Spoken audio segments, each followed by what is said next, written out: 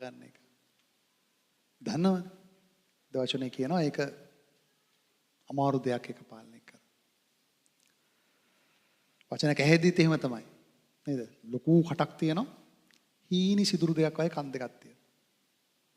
අර හීනි සිදුරට ඇහෙන එකට මුළු ඇඟම උලන්න ගන්නවා. තෝ මට මෙහෙම කිව්වා. මෝ මට මෙහෙම කොමට දෙකක් අයින්න තිබ්බනම් කියලා. හොඳයි ස්වාමීන් වහන්සේට ස්තුති වේවා. අපිට මේ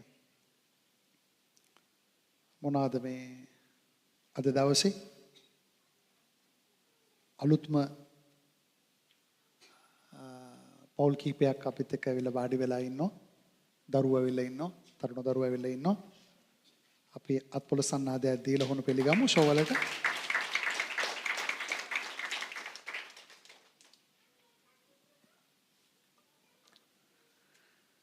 අපි යමු මේ වෙලාවේ ලූක් පුතේම 8 වෙනි පරිච්ඡේදයේ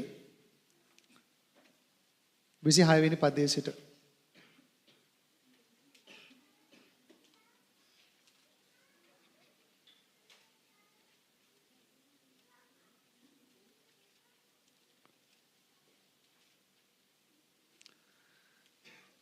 ලූක් පොතේ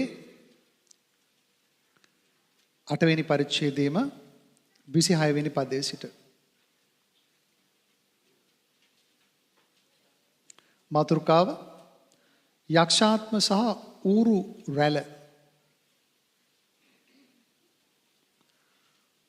ඔහු ගලීලය ඉදිරියෙහි තිබෙන ගෙනසරෙත් ගෙන සේනයන්ගේ ගෙර සේනයන්ගේ රටට පැමිණියෝය. මෙන්න මේ කියන රටට ආවා කියලා කියනවා. ඒක ගලීලයේ ඉස්සරහා තියෙන්නේ කියලා කියනවා. උන්වහන්සේ ගොඩබැස්ස කියලා කියනවා. උන්වහන්සේ ගොඩබැස්ස කල නුවරින් පිට වූ යක්ෂාවේශ වූ මිනිසෙක් උන්වහන්සේට සම්භවිය. 27 වෙනි පදය. අහුන්කන් දෙන්න. උන්වහන්සේ ගොඩබැස්ස කල නුවරින් පිට වූ නුවරින් පිටත් වෙච්ච නුවරින් අයින් වෙච්ච මිනිසෙක්. මොන මිනිසෙක්ද? යක්ෂයෙක් ආවේශ වෙච්ච මිනිසෙක්. යක්ෂයෙක් ආවේශ වෙච්ච මිනිසෙක් උන්වහන්සේට යේසුස් වහන්සේට හම්බ වුණා කියලා කියනවා. එයාගේ තත්වය ගැන පැහැදිලි කරනවා මෙහෙම. ඔහු බොහෝ කලක සිට ඇඳුම් නොහැඳ සිටියෝය. මම මේ කියන කාන්තාව දැකලා නැහැ. මම මෙහෙම කාන්තාවක් ගැන තරුණ ගෑනු ළමෙක් ගැන අහලා තියෙනවා.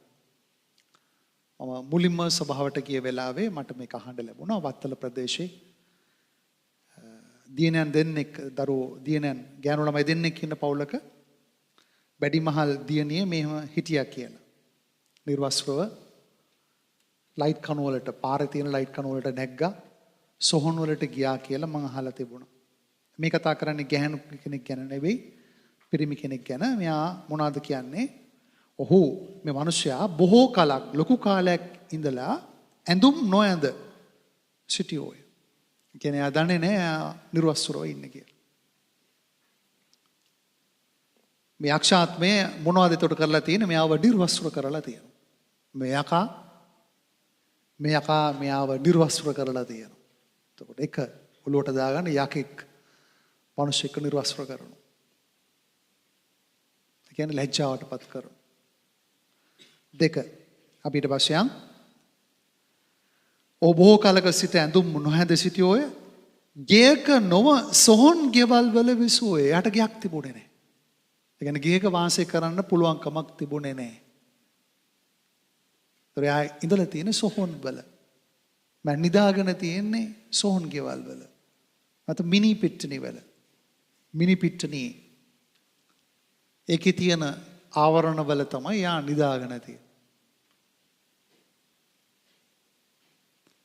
එතකොට ඔබ ගෙදරින් පිටතට එළියට දාන මේ කියන එක සොහොනේ ජීවත් වීම සලස්වන. තමාගේ නිවසෙන් පිටමන් කරන. ඒතර දෙවෙනි කාරණාව ගත්තොත් ගේක ඉන්න දෙන්නේ නැති කාරණාව. කියන්නේ තමන්ට තමන්ගේ පාඩුවේ යහනක නැත්නම් තමන්ගේ ඇඳක තමන්ගේ පුටුවක වාඩි වෙලා ඉන්න බැරුව. තමන්ගේ යහනේ තමන්ගේ පාඩුව නිදා ගන්න බැරුව ගෙදරින් එළියට දානවා. දෙවෙනි කාරණාව තමයි ගෙදරින් එළියට දැමීම. සමහරට ඔබේ පවුලෙන් වෙන්න පුළුවන්.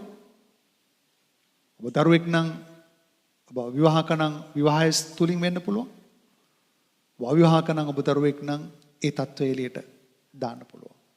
මට මොන විදිහටවත් ගෙදර ඉන්න බෑ. ඇයි? මගේ ඇඟ දණ්ඩ ගන්නවා. මට මෙහෙම කොහම කාන්තාවක් මතක් වෙනවා. හවස් වෙද්දී ඒ කාන්තාවගේ මේ ඇඟේ පළු දානවා. සම්පූර්ණයෙන්. ඇඟ හූරලා වගේ මේ අත් දෙකේම මුළු ඇඟේම නියපොතු පාරවල් තියෙනවා. ඒට අක්ෂාත්මයක් තිබ්බා. ඒක ප්‍රතිඵලයක් වශයෙන් හැමදාම හවසක මුළු ඇඟම නියපොතු පාරවල් තිබ්බා. මුළු ඇඟම හූරලා. එකපාරට හවස එනවා. ඒක ප්‍රතිඵලයක් වශයෙන් මම හිතන්නේ බීඩි හෝ සිගරට් විශාල ප්‍රමාණයක් ඒ වෙලාවෙ ඉඳලා පාවිච්චි කරනවා. දැන් මම කියව කතාව තමයි මොකක්ද? ගෙදරක වාසය කරන්න බැරිකම. ඒකේ ඉන්න බෑ. ඊළඟට ඔහු යේසුස් වහන්සේ දැක මොරගසා 28 කියනවා. ඔහු යේසුස් වහන්සේ දැක මේ මිනිස්සයා යේසුස් වහන්සේව දැකලා මොරගසා උන්වහන්සේ ඉදිරියේ වැටි. යේසුස් වහන්සේ ඉස්සරහා වැටුණා කියලා කියනවා. ඕනම එකක් ඕන එකක් ඕන යකෙක් ඕන යකෙක් ආමෙන්. යේසුස් වහන්සේ ඉස්සරහා මාස ඉදිරියේ වැටි මහෝත්තම දෙවියන් වහන්සේගේ පුත්‍රෝ යේසුස් වහන්සේ නේද මේක අහනවා. මං කවුරු කියලාද කියන්නේ? පේතුස්ගෙන් අහනවා. පේතුස් මේ මං කවුරු කියලාද කියන්නේ? මිනිසු කියනවා ඔබ අහවලා කියලා. මිනිසු කියනවා අහවලා කියලා. නේද? සමහර ස්ත්‍රී කියනවා මොකද කිව්වේ? ඔබ අනාගත වක්තරු කෙනෙක් බව පෙනේ. නේ? සමහර ස්ත්‍රී කතා කරන වෙලාවේ ආඳුරගත්ත විදිහට කියනවා ඔබ අනාගත වක්තරු කෙනෙක් බව පේනවා. අපේ තාත්තලා අපිට කිව්වේ මේ කන්දේ හරි ජෙරුසලමේ හරි යාඥා කරන්න කියලා. ඔබ වහන්සේලා මොකද්ද කියන්නේ කියලා. ඒතොර ඇය තේරුම් ගත්තේ යේසුස් වහන්සේත් එක්ක කතා කරද්දී අනාගත වක්තෘ කෙනෙක් හැටියට. දැන් මෙතන වැඩේ කියන්නේ මේ තැනත්තා මේ වැටුණ මිනිසයා ඔහු යේසුස් වහන්සේ දැක මොරගසා කෑ ගැහුවා කියලා කියනවා. උන්වහන්සේ ඉදිරියේ වැටි මහෝත්තම දෙවියන් වහන්සේගේ පුත්‍රෝ යේසුස් වහන්සේ ඔහු කෙලින්ම කියනවා ඔබ දෙවියන් වහන්සේගේ පුත්‍රයා. මම ඔබට කලින් කිව්වා ඔබ ගැලවුණොත් ඔබටත් කියන්න යනවා ඔබ දෙවියන් වහන්සේගේ පුත්‍රයෙක් කියලා. ආමෙන්. අපිට ගානකුත් නැහැ. ඔය පල්ලියාව තමයි. අපි දන්නෙත් නැහැ. යකෙක් හිටියද දන්නෙත් නැහැ ගියාද දන්නෙත් නැහැ. හැබැයි මේ අඳුරු ආත්මේ මේ ආවේශ වෙච්ච ආත්මය සමග ඔහු කෑ ගහලා ඔහු අඳුන ගන්නවා මේ ඇවිල්ලා ඉන්නේ කවුද? මහෝත්තම දෙවියන් වහන්සේගේ පුත්‍ර වූ යේසුස් වහන්සේ. එදා ඊශ්‍රායල වල බොහෝ දෙනෙක් පිළිගත්තේ නැහැ. නේ පිළිගත්තේ නැහැ. මොකද කියන්නේ යෝහන් පොතේ මේ සහෝදරී කිව්ව පළවෙනි පරිච්ඡේදය යෝහන් පළවෙනි පරිච්ඡේද 12ට උඩ 11 කියනවා උන්වහන්සේ ස්වකීය ස්ථානවලට ආසේක Tamanගේම අය වෙතට ආවා. උන්වහන්සේ ස්වකීයන් ළඟට ආවා.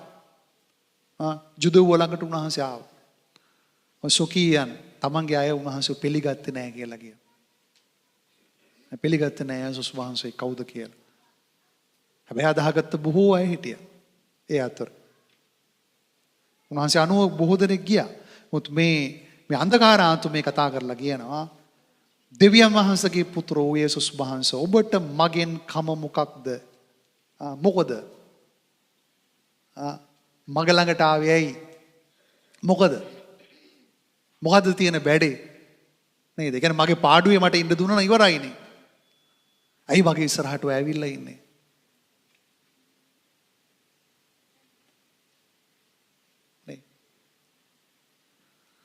මගෙන් කම මොකද?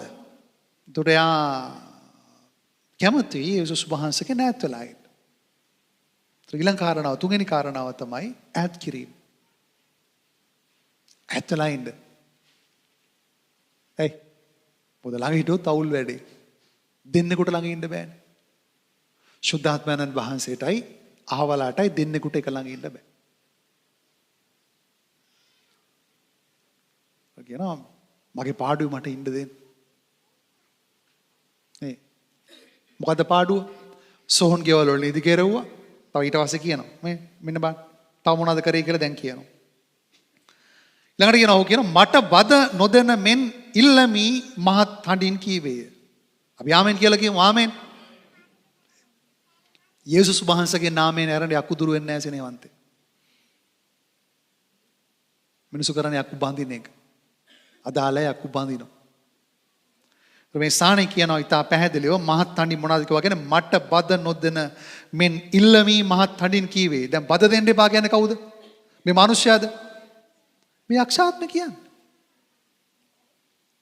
මේ යක්ෂාත්මය කියනවා මට බද දෙන්න එපා. එතකොට බද දෙන්න නම් එලවන්න නම් අයින් කරන්න නම් බලය තියෙන යේසුස් වහන්සේට විතරයි.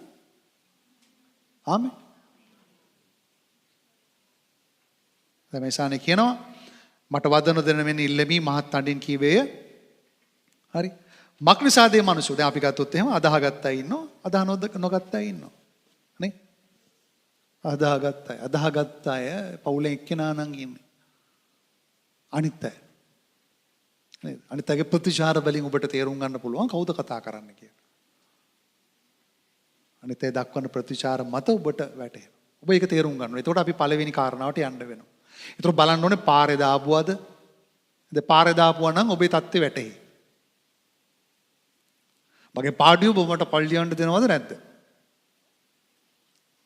ඔබ අදාහගෙන ඉන්න தත්ත්වය. ඒක පාරේ දාපු එකක්ද? ඒක ගලක් උඩ වැටිච්ච එකක්ද? එහෙම නැත්නම් කටු අතර වැටිච්ච එකක්ද? ඔබ ඉන්න තැන ඔබට තේරුම් ගන්න පුළුවන්. ඔබ ඉන්න තැන කොතන නම් ඔබේ හදවත තියෙන තැන ඔබ අල්ලගත්ත තැන අනුව තමයි ප්‍රතිචාරය දක්වන්නේ. අම්මා මුත්ත සී කරන්නේ එතකොට තමයි. ඒ ප්‍රතිචාරය එන්නේ මේ විදිහට. හැබැයි අපි අවසානයේ කිව්වා කුඹුර සාරවත් කෙතේ ඉවසීම තිබුණා කියලා. ඒ හදවතේ ඉවසීම තිබුණා කියලා.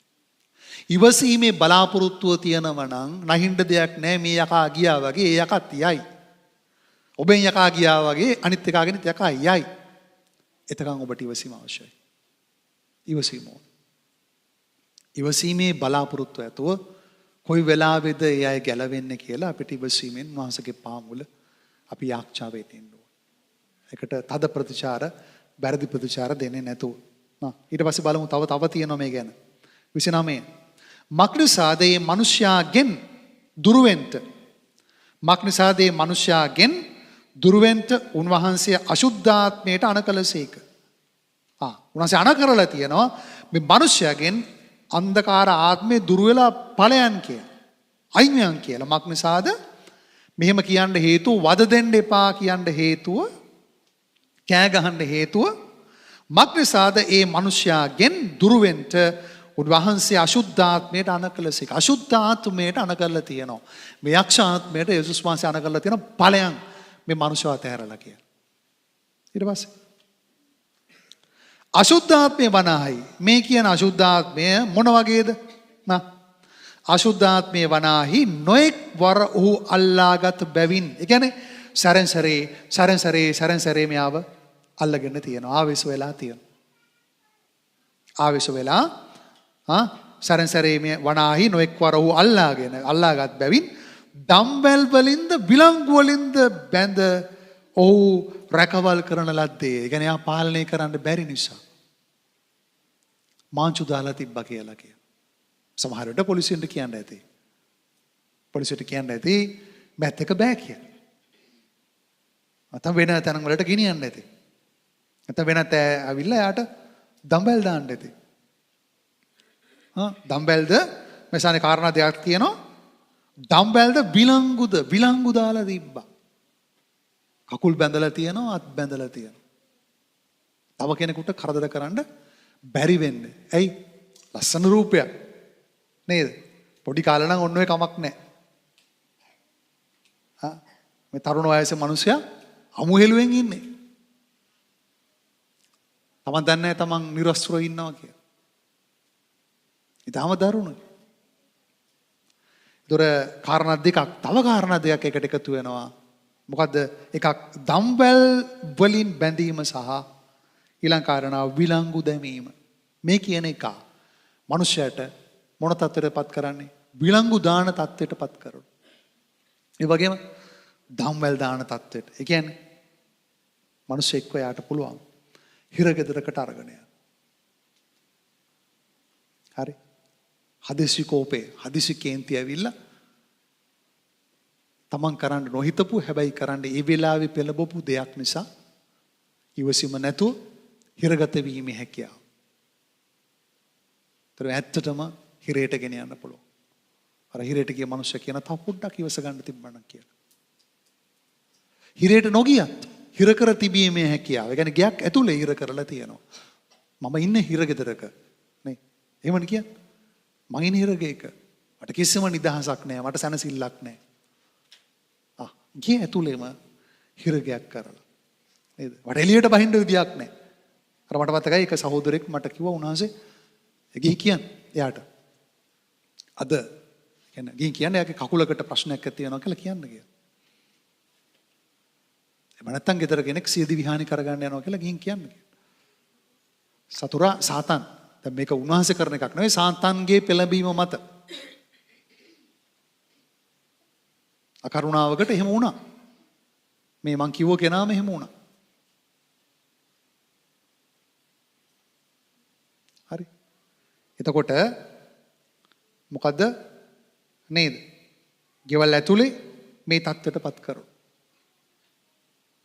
තමන්ගේ ජීවිත දකාලේ නැහින්ද සලස්ව. මේ කියන බැඳුම් මොනවාද? පාදවල බැඳුම් එතකොට විලංගු. තාම තද කලකිරේ. ඒ වයින් කරගන්න බෑ. මට මතකයි අර මං කිව්වා මගේ කකුල මෙහෙම වෙනවා කියලා කියන්න කියලා. මං කිව්වා මොකෝ මෙන්න මෙහෙම එකක් වෙන්න යනවා. ඔව්. අද උදේ මං එළියට ඇද්දි එහෙම වුණා. මගේ කකුල තුවාල වුණා. මම ආවා. ආයෙ මං යන්න ගියා. ආයෙත් කකුල තුවාල වුණා. ආ කිව්වා හරි. ස්නේහවන්තය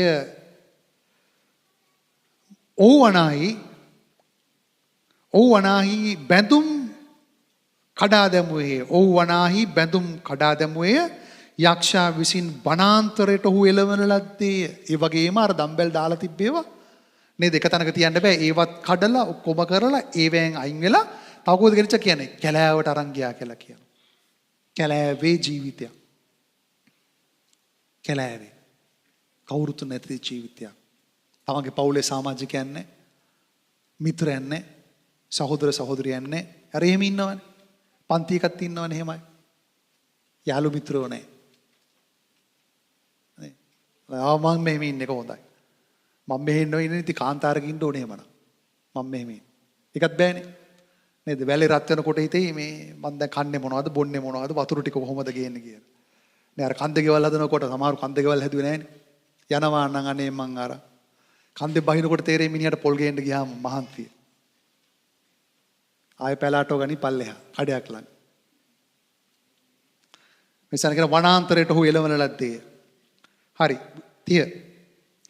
තාගේ නම මොකක්දයි යේසුස් වහන්සේ ඔහුගෙන ඇසුවේ. දැන් මේ යක්ෂාත්මයෙන් අහනවා ඔබේ නම මොකක්ද? ඔහුට බොහෝ සෙයින් යක්ෂාවේශ සිටි නිසා ඔහුට බොහෝ යක්ෂයන් ආවේශව සිටි නිසා. ඒ කියන්නේ එක යක්ෂාත්මයක් නෙවෙයි. ගොඩක් යක්ෂාත්මයාට තිබ්බා. ගොඩක් යක්ෂාත්මයාට ආවේශ වෙලා තිබ්බ නිසා මොකද යාගේ නම ලෙගියෝන් යයි කීවේය. යටින් තියෙන අර්ථය එනම් රංචුවක්. එක යක්ෂාත්මයක් නෙවෙයි රංචුවක්. ඒතර රංචුවක් එක මිනිසෙක් සමග වාසය කිරීමේ හැකියාවක් තියෙනවා. නේ? සමහර වෙලෙස ඉන්න පාරවල් වල හිඟා කර මිනිස්සු. ඔය කිරිබත් ගොඩ මිනිසෙක් හිටියා හොඳ උගත් මිනිසෙක්. උතර ඉගෙන ගත්ත මිනිසෙක්. උපාධිධාරියෙක්. එක භාෂාවන් පිළිබඳව හසල දැනුමක් තියෙන කෙනෙක්. හැබැයි ඌ පාරට දාලා තිබුණා. අඳුරු ආතුම කරන කොටගෙන යා පාරට වැටලා තිබුණා. දැන් මෙතන කියනවා මෙයාගේ නම මොකද්ද? ලෙගියෝන් යයි කීවේය. එවිට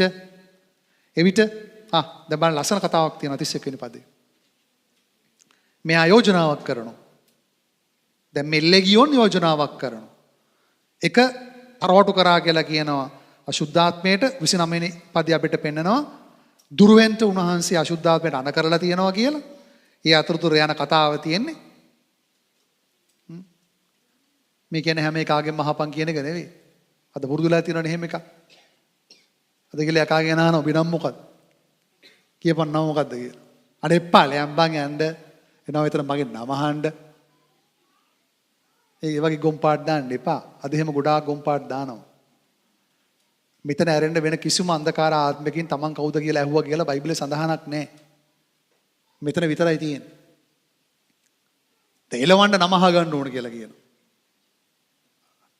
කියයි ඌ නම. යේසුස් වහන්සේ ආපු වින්ද රංචුවක් කියලා කිව්වා. ඇව්වන එක එකයි කියයි. සයිමන් කියයි, මාටින් කියයි, ලූතර් කියයි, අරවා මේවා කියයි මං හිටියා බං මේ හිටියා කියලා රටේ නැති දේවල් කියයි. බොරු කියයි. ඇත්ත කියයිද? ඉතින් ඒක එහෙම අහන සිරිතක් නැහැ. ඒක අදාළ නැහැ. මේ නම අහලා එලවන්න ඕන කියලා එකක් නැහැ. නම මොකක් වුණත් යක්ෂයා යන්න ඕන එච්චරයි. ආමෙන්. ආමෙන්. එහෙනම් ඉන්න එපා. ආලා නිකන් මේ වැඩි අවුල් කරගන්න යන්න එපා ඈ. මොකද යා කිව්වා කියන්නේ එවිට පාතාලයට යන්න ඔහුට අන නොකරන ලෙස ඔහුට උන්වහන්සේගෙන ඉල්ලුවේ. හොඳට මතක තියාගන්න මේක. මේක හොඳට මතක තියාගන්න. මේ වචනේ. ඒ කියන්නේ එකක් මේක දන්නවා මේ ඇවිල්ලා ඉන්නේ දෙවියන් වහන්සේගේ පුත්‍රයා කියලා. හරි. ඊළඟ ඔහු දන්නවා මෙයාට පුළුවන් මාව වුණා කොහාඳ? පාතාලයට යවන්න. දැන් මේ කොයිලාද කතා කරන්නේ? යේසුස් වහන්සේ කුරුසපත් වෙලා ඉවරලාද කතා කරන්නේ? නෑ. මේ කුරුසපත් වෙන්න ඉස්සෙල්ලා කතා කරන්නේ. මතක තියාගන්න. ඒ කියන්නේ කුරුසපත් වෙන්නත් ඉස්සෙල්ලා උන්වහන්සේට බලය තියෙන ඕන්නම් පාතාලයට යවන්න. ආමෙන්. ආමෙන්. ආය 아무තු එකක් නෑ. මේ කුරුසපත් වීමට ඉස්සෙල්ලා කරන කියන කතාව. කුරුසපත් වෙලා ඇවිල්ලා කරන හාස්කමක් ගැන නෙමෙයි මේ කතා කරන්නේ. ඒ කියන්නේ යේසුස් වහන්සේට උන්වහන්සේ තමයි බලය. උන්වහන්සේට බලය තියෙනවා. මේක දන්නවා. මේ අඳුරු ආත්මේ දන්නවා. එවිට පාතාලට යන්න Tamanට අන නොකරන ලෙස ඔව් උන්වහන්සේගෙන් ඉල්ලුවා. ඉල්ලීමක් කරලා තියෙනවා. මට පාතාලයට යන්න කියන්න නම් එපා. ඒ කියන්නේ උදන්නවා. මට පාතාලයට යන්න කිව්වම මට පාතාලයට යන්න වෙනවා කියලා. ආමෙන්. තව මොනවද අනේ ඉතින්? විකාර කරන්නේ මිනිස්සු. මෙච්චර දෙයක් තියෙද්දි. එල්ලි වෙනකල් නටනවා දාලා. ඩෙන්කුටු ගාලා නටන. ගිය යකෙක් නැහැ. සල්ලි ටික අපරාධ. ලක්ෂ ගණන් ලක්ෂම ගණන් වීදම් කරගන්න. හැබැයි අඳුරු ආත්මේ ගිහිල්ලා නැහැ. කාරණා දෙකක්. කවුද මෙයා? දෙවියන් වහන්සේගේ පුත්‍රයා. මෙයා සාක්ෂි දරනවා. නේද? අර කියනවනේ සාක්ෂි දරනවා කියලා යක්ෂයා. නේද? යක්ෂයා වෙවුලලා පහව යනවා කියලා කියනවා. මෙයාගේ සාක්ෂිය මොකද්ද? ඔබ දෙවියන් වහන්සේගේ පුත්‍රයා. යක්ෂාත්මය ආවිස් වුණාම උන් දන්නවා මේක ඇවිල්ලා ඉන්නේ දේව පුත්‍රයෙක්ද නෝනෙක්ද කියලා දන්නවා. ඔබ යකේ කියලාවන්න ගියොත් උ දන්නවා මේක දෙවියන් වහන්සේගේ නාපු මිනිහෙක්ද නැද කියන එක උ දන්නවා. දන්නවා. දේව පුත්‍රයා කියලා දන්නවා. ඊළඟට පාතාලයට යවන්න බලය තියෙනවා කියලාත් දන්නවා. ආමෙන්. තව මොකද්ද ඉතින් ඒ කියන්නේ සම්පූර්ණ අපේ ගෙදරින් දුර වෙලා අපේ මගෙන් දුර වෙලා එනත මේ තනත්තගෙන් දුර වෙලා ඵලයන් කියන්න පුළුවන්. එනවා එක ඉල්ලීමක් කළා එවිට පාතාලයට යන්න තමුන්ට අන නොකරන ලෙස ඔහු උන්වහන්සේගෙන් ඉල්ලුවේ. එතන කන්දේ මහත් ඌරු රැලක් ගුදුරු කමින් සිටියෝය. උන්ට වැහෙන්න යක්ෂයෝ උන්වහන්සේගෙන් අවසර ඉල්ලුව. යක්ෂයෝ දැන් බහුවචනෙන් තියෙනවා. අවසර ඉල්ලුවලු අර ඌරු රැලට වැහෙන්න අවසර දෙන්න කියලා. එතකොට ඒකේ නේද පාතාලයට යන්න හරි ඌරු වලට වැහෙන්න හරි අවසර දෙන්න උන්වහන්සේට බලය තියෙනවා. ආමෙන්. මෙතන කියනවා උන්වහන්සේ උන්ට අවසර දුන්සේක. හරි. එහෙනම් ඵලයන් කියලා කිව්වා. මෙසාන කියන ඌරු වලට වැහුණා. ඌරු වල වේගයෙන් දුවගෙන ගියා ප්‍රපාතයෙන් බිමට වැටිලා. ඌරු වල මැරුණා කියලා කියනවා. ඌරු මැරිච්ච නිසා යේසුස් වහන්සේට ඒ ප්‍රදේශයෙන් යන්න වුණා. මේ හෙළුවෙන් හිටපු අවුරුදු ගාණක් කරදර තිබ්බ මේ ජීවිතේ නිදහස් වුණා කියලා මේ විනාඩි කීපයක විනාඩි දෙක තුනක සාකච්ඡාවක් මේ තියෙන්නේ. මේ මනුස්සගේ ජීවිතේ වෙනස් වුණා කියන එක ගැන හිතුවේ නෑ. වුන් වද උනේ නේද? ඌරට වද වුණා. ස්නේහන්තය ස්වාමීන් වහන්සේ මෙයාකාරයි උන්වහන්සේගේ බලය මෙයාකාරයි. ඒ නිසා යේසුස් වහන්සේට පුළුවන් ඔබ මාව නිදහස් කරන්න. අපි අඳුරු ආත්මවල ඉඳලා ආපු මිනිස්සු. අපි එන්නෙත් එහෙමයි. නේ? අපි එන්නේ එහෙමයි. මං එන්නේ එහෙමයි. නේ? මගේ බව සහෝදරිය දැකලා තිබුණා. නිවස ඉස්සරහා යම් දෙයක්. මම දැකලා තිබුණා ඡායාවක් එහාට මෙහාට යනවා. පල්ලෙහාට තිබුණ ජීවිත බිම තිබුණේ. ආය බිම කියන්නේ තව එකක් නැහැ. අන්ධකාරය. අන්ධකාරය ඔබේ ජීවිතේ බිම තියන්න යනවා. හිරගේක තියන්න යනවා. විලංගු දාලා තියන්න යනවා. දම්වැල් වලින් බඳින්න යනවා. කැලෑවට ගෙනියන්න යනවා. නේද? ජීවිතය අහිමි කරන්න යනවා. නිවහනක් නැතුව තියන්න යනවා. ඒ සාතන්ගේ ක්‍රියාව. ඒ නිසා උන්වහන්සේ ආරාධනා කරනවා. උන්වහන්සේ කැමති ඔබට මට නිවහනක් තුල සැනසෙල්ල ජීවත් වෙන්න ආශිර්වාද දෙන්න උන්වහන්සේ ලෑස්ති. නේද? හොඳට සැනසෙල්ල ඉඳලා නිදාගෙන මොකද කරන්න ඕන? ජේසු කියලා කෙනෙක් ඉන්නවද? එහෙම නේද? මම කොහෙද ගියාද? මම මාකොල්ට ගියාද? අනිත් ඒවා ළඟට හොඳට පයින් පාර දීලා කියන තෝ මාකොල්ට ගියා. තෝ මාකොල්ල පැත්තේ ගිහිලා ආවා. ආමෙන්. අපි ගුණවන්ත සිතක් අපිට තියෙන්න ඕන. අපි නිදහස් වුණා නම් නේද? වෙන කාටවත් මේකෙන් නිදහස් කරන්න බලය නැහැ. වෙන කාටවත් ඒ බලය නැහැ. ඒ සංසාරේ බලය තියෙනවා. කුරුසපත් වෙන්න ඉස්සෙල්ලත් තියෙනවා, ඊට ඉස්සෙල්ලත් තියෙනවා. ඒක කවුරුත් උන්වහන්සේගේ ජීවිතේ කුරුසපත් කරේ නැහැ. උන්වහන්සේ කියනවා මට පියාණන් වහන්සේ මම පියාණන් වහන්සේට කීකරු වෙනවා. මට මගේ පියාණන් වහන්සේ කීකරු වෙන්න කිව්වේ මොකටද? කුරුසපත් වෙන්න කියලා කිව්වා. මට කුරුසපත් වෙන්න පුළුවන්, මරණයට යන්න පුළුවන්. ආයි නැවත මට ජීවිතය ගන්න මට බලය තියෙනවා. මට දෙන්නත් නැවත ගන්නත් බලය තියෙනවා. මම්ම තමයි මැරුණේ, මම්ම තමයි නැගිට්ටේ කියලා යේසුස් වහන්සේ කියනවා. උන්වහන්සේ දෙවියන්වහන්සේගේ පුත්‍රයා. උන්වහන්සේ තමයි බොම ආදාහන.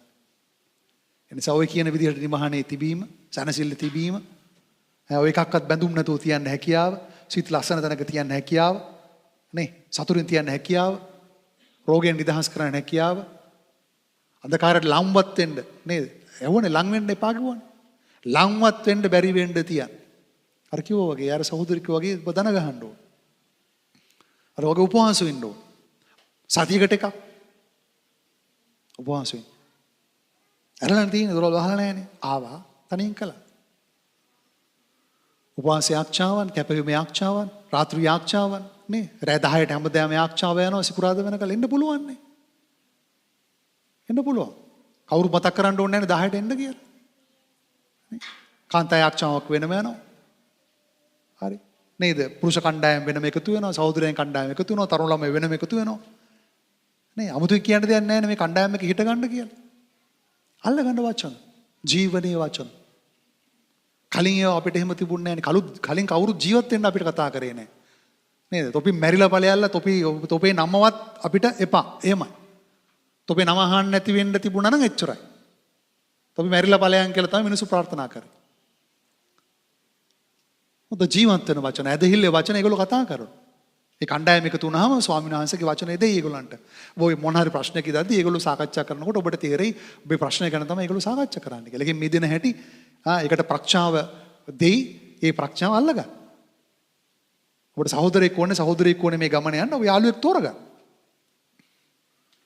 ඔබට සමග කිරීමේ ආත්මයක් තියෙන්නත් ඕ. ભેද කිරීමේ ආත්මයක් තියෙන්න බෑ.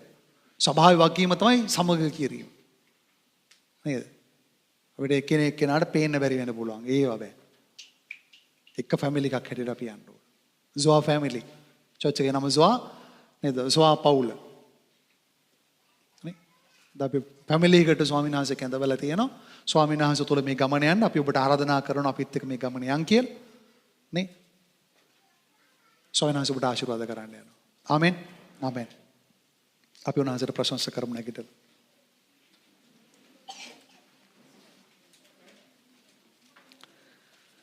ස්වාමීනි වහන්සේට ස්තුතියි දෙවි පියාණනි. ස්වාමීනි අන්ධකාරයෙන් සෙනග මිදවූ ස්වාමීන් අන්ධකාරයෙන් සෙනග බුදවන අන්ධකාරයට ඉඩ දෙන්නේ නැතුව බලයෙන් ආලේපෙන් පුරවන තනන් වහන්සේ ඔබ වහන්සේ නිසා අපි ඔබට ස්තුති කරමු. යේසුස්ගේ නාමයෙන් අපි ඔබට ප්‍රශංසා කරනවා. සුදාත්ම දෙවි පියාණනි බොහෝ සෙයින් ඔබ වහන්සේ මේ ජීවිතවල ක්‍රියාත්මක කරන්නට වීම කැමැති වීම ගැන අපි ඔබට ප්‍රශංසා වේවා කියලා කියනවා. බොහොඳුරු ආත්ම වලින් ස්වාමීන් අනවින කොඩි වෙන බන්ධන සෝනියම් වලින් වහන්සේ නිදහස් කොට වහන්සේට ප්‍රීතිය දීලා තියෙන නිසා සනසිල්ල දීලා තියෙන නිසා සතුට සමාදානයේ දිනුව දීලා තියෙන නිසා වහන්සේට ස්තුති වේවා කියලා කියනවා. ස්වාමීන් දුන්න සෝයන් ගැන අපි ඔබට ප්‍රශංසා වේවා කියලා කියනවා. සෝන අලුතෙන් ඔබගේ රාජ්‍යයට ගලපු මනුෂ්‍යයන් ගැන අපි ඔබ වහන්සේට ස්තුති කරනවා ස්වාමීනි. ඔබගේ මාර්ගවල ස්ථිරව ගැලවීම ආරක්ෂා කරගෙන යන්න ස්වාමීනි, එක සාරවත් කෙතක වැටුණු බීජමෙන් ඒව ආරක්ෂා කරගන්න සෙනකට ඔබ ආශිර්වාද කළ මැනව ස්වාමීනි. අද දවසේ මොන කාරණා උඩද වුන් පැමිණියේ, ඔබගේ හදවතවල මොනවද තියෙන බරවල් අපි ඔබගේ නාමයෙන් ඒවා තියනවා ස්වාමීනි. ඒවට ඔබ ආශිර්වාද කරන්න. ඒක මුදල් මේ කාරණාවක්ද, රැකියාව සඳහා කාරණාවක්ද, ව්‍යාපාර සඳහාද, වෙනත්ද ස්වාමීනි, ඒ සඳහා වෙන වෙනම ඔබ ක්‍රියා කරන්න කියලා අපි ඔබට යාච්ඡා කරනවා. ස්වාමීනි, යේසුස් වහන්සේගේ නාමයෙන් තමන්ට සහකාරී තෝරගද්දී ඒකට ඔබ වහන්සේ ආශිර්වාද කරන්න කියලා කියනවා. ස්වාමීනි, ඒකට බග පෙන්නන්න කියලා කියනවා. ඔබ තුළ නිවැරදි ඇදහිල්ලෙන් ගමන් කරන්නට තවත් ප්‍රඥාව, නුවණ, නිදහස් කරන්න කියලා ඔබ වහන්සේගෙන් ඉල්ලනවා පියාණනි. අපගේ ස්වාමී වූ ජේසුස් ක්‍රිස්තුස් වහන්සේගේ නාමයෙන්. ආමෙන්.